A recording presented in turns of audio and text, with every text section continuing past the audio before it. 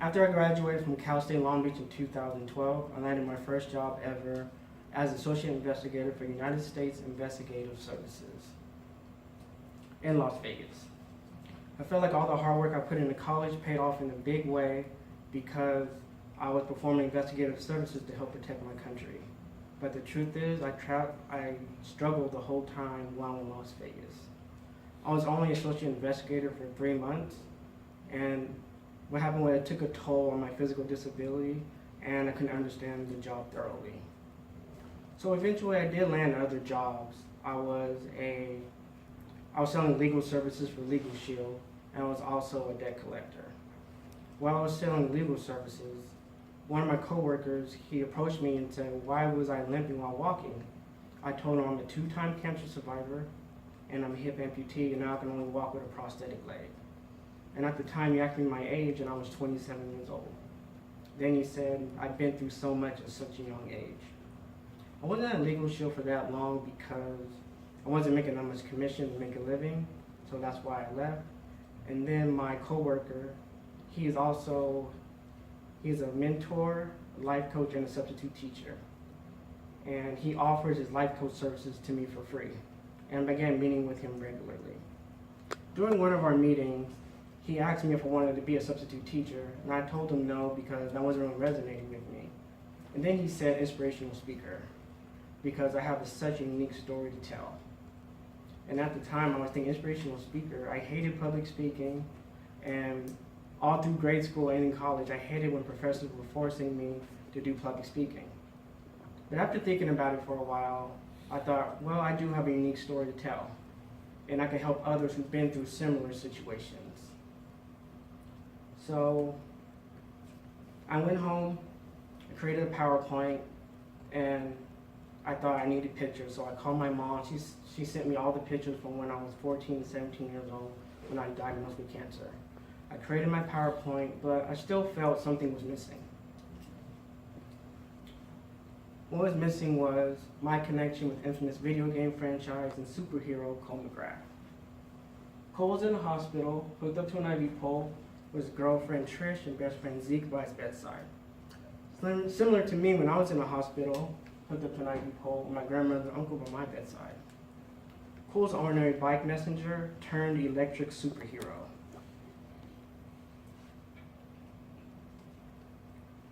Based on Cole's actions, the world will see him as being a superhero or supervillain, or famous or infamous.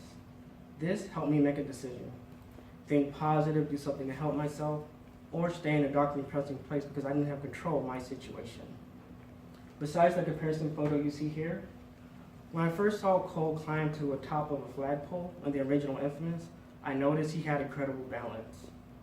And this is when my bond with the digital character became stronger, because when I don't have my prosthetic leg on, I have to balance on one leg. So I created my new and improved PowerPoint, but I was still nervous about showing it to my life coach, because I thought he was going to judge me, because I was talking about my connection with the video game character. But it turns out he loved how creative I was, talking about my experiences and realities with cancer, becoming a hip amputee, and connecting that to the digital world of Infamous and superhero Cole MacGrath. So, what does calm and strong and nothing is more powerful than a made-up mind? What does that mean? My life coach said, if I was serious about becoming an inspirational speaker, I needed to come up with a company name, a tagline, a logo, business cards, and a website. And then one day he said calm and strong. Calm because I have a calming personality, and strong because the adversities I was able to overcome.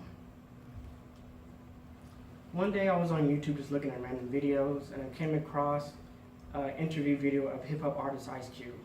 And the interviewers asked him, why did he leave his group at the peak of their success in WA? And he said, he always knew he was going to leave the group because his money situation wasn't going to be handled properly.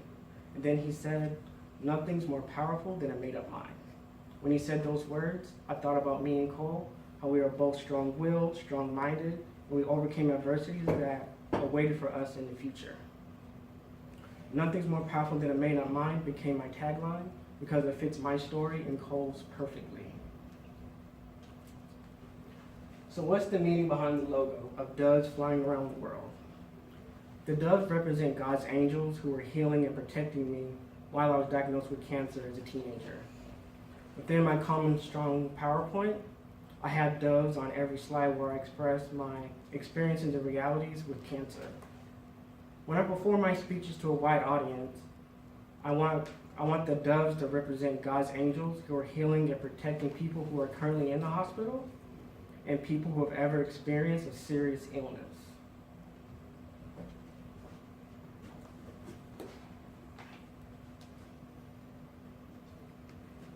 Darryl was always positive, driven, motivated, and strong-willed, my mother said. His will's the strongest thing. It's stronger than strength because his wills would keep people going. He always has courage. He went through something most adults couldn't even face. Overall, he had super strength and had a positive outlook on life. He's real strong in a lot of areas and never let adversities get him down, my father said. A lot of strength. He continued to get an education, real proud of him there. Graduated like his brother and sister, nothing got in his way. He learned how to drive and adapted to his prosthetic leg well. And just like now, he's pushing forward, which is great. Darryl has a degree from Cal State Long Beach, and we're super proud and excited for him, like both of my parents said. Darryl had his own place, lived on his own, worked, and took care of his business, my brother said. I think he handled it very well, because personally, anybody else would have went into a deep depression or something. It was a tough situation to handle, and not a lot of people can do that.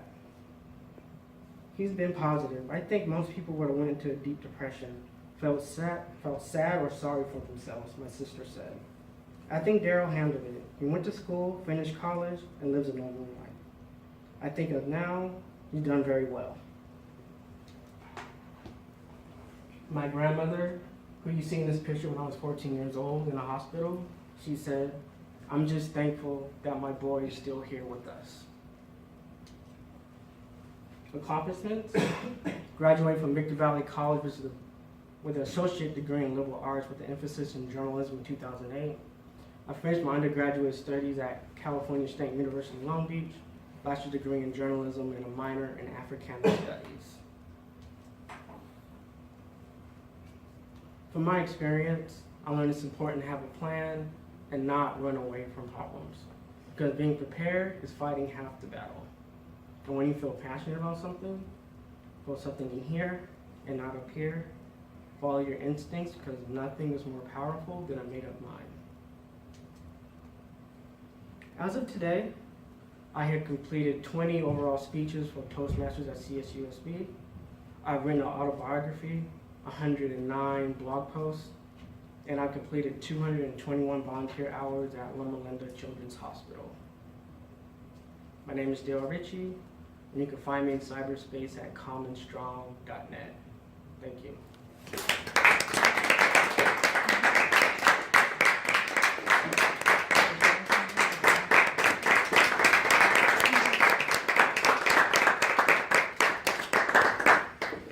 Congratulations, Darryl.